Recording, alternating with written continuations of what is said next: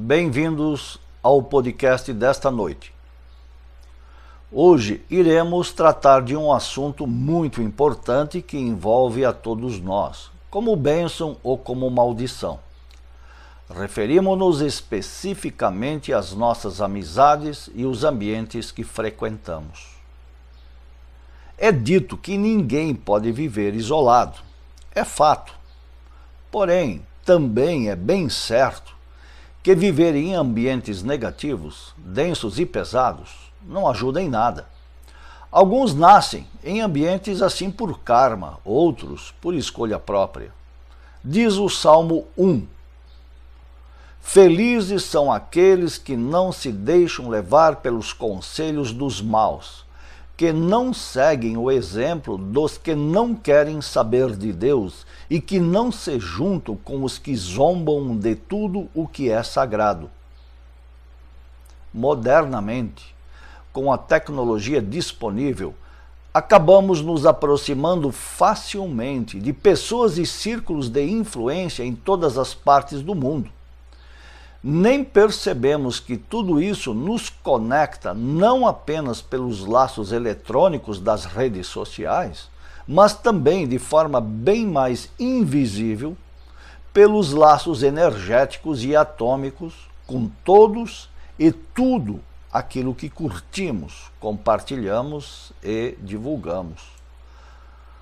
A ansiedade de não se sentir sozinho é tamanha que acabamos ingressando em todo tipo de comunidade, sem nos dar conta dos laços que estamos criando.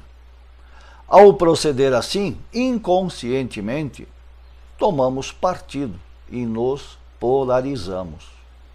Muita gente nos tem escrito falando de sonhos e experiências astrais, nos quais descreve seus envolvimentos e relacionamentos com pessoas esquisitas, negativas, que vivem em ambientes nocivos e hostis.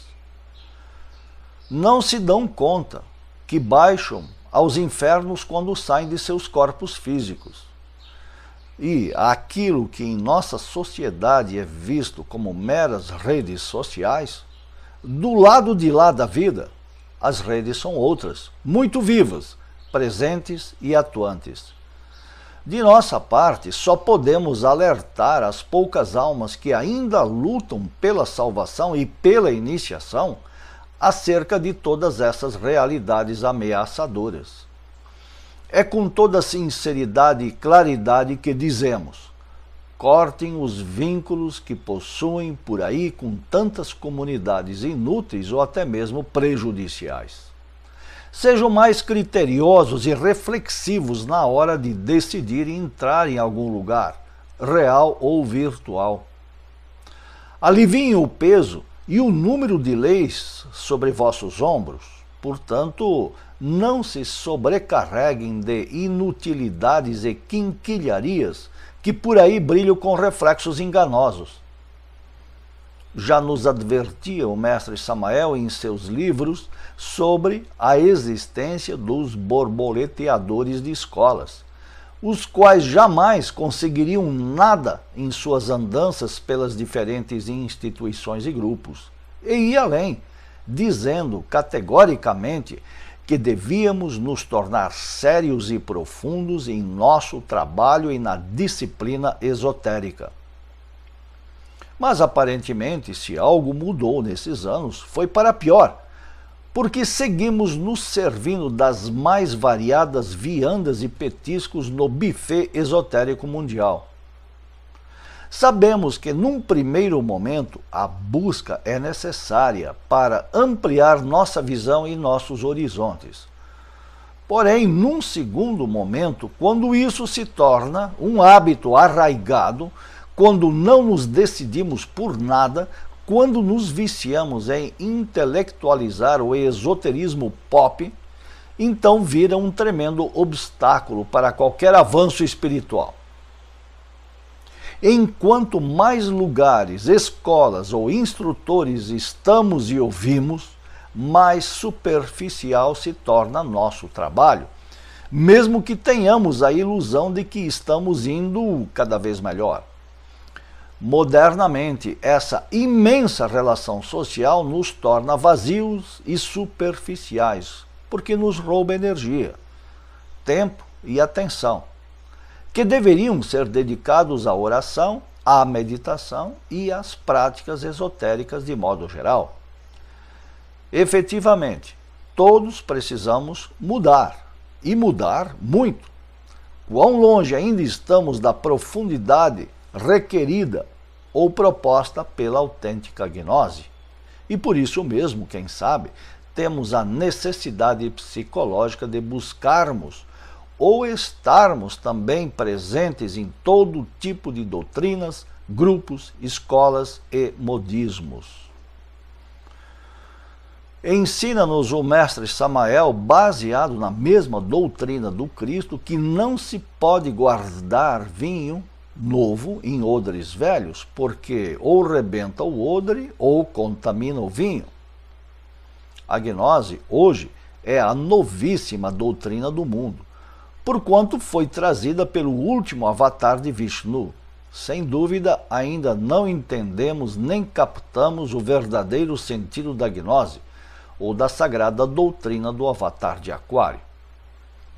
Tudo o que temos a fazer de forma concreta é morrer em defeitos, crescer em virtudes, buscar e viver a pureza e a castidade e tratar de viver de forma reta e justa.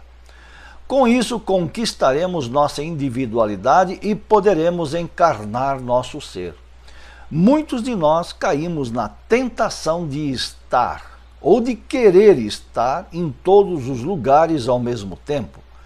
Muitos dizem estudar e praticar a doutrina do mestre Samael, mas não veem inconveniente algum em misturar derivações doutrinárias criadas por supostos novos mestres, esquecendo da lei básica de que estar não significa ser.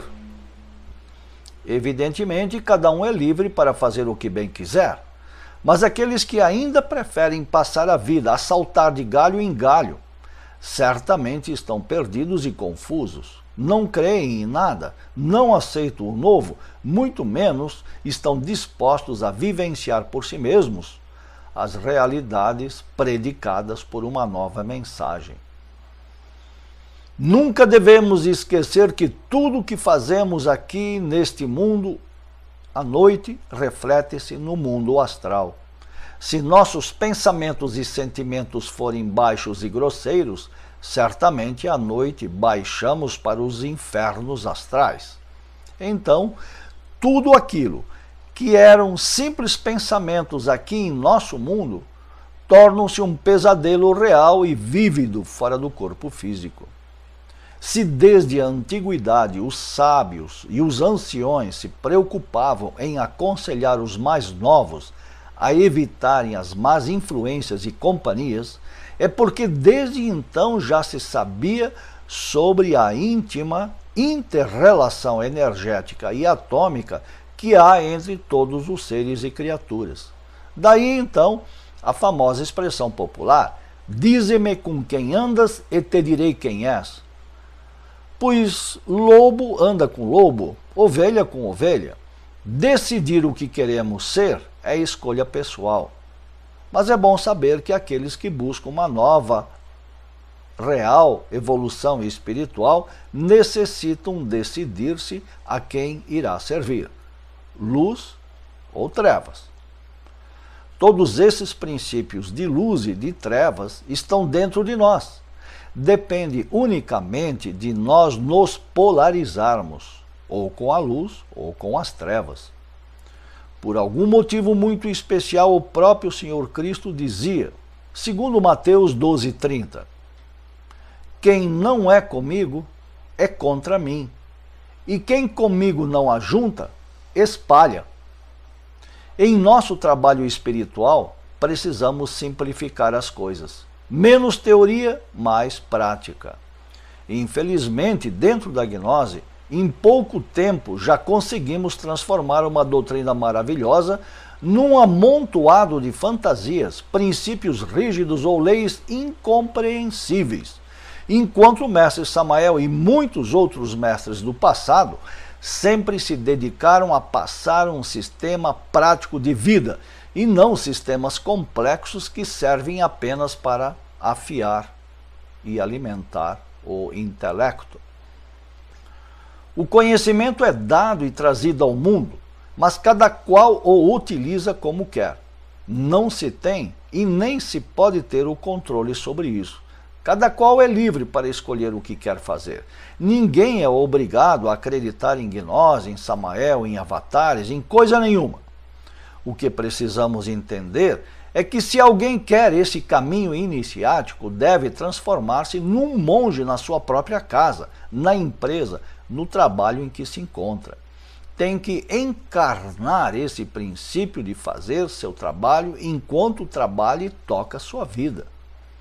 A gnose nos dá ferramentas formidáveis que nos permitem trabalhar concretamente com fatos e não com teorias ou apenas com filosofias, mas sim com fatos concretos.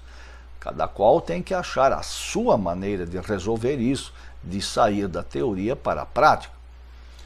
Tudo precisa ser construído dentro de nós. Essa construção se faz da mesma maneira que um pedreiro constrói uma casa, tijolo por tijolo.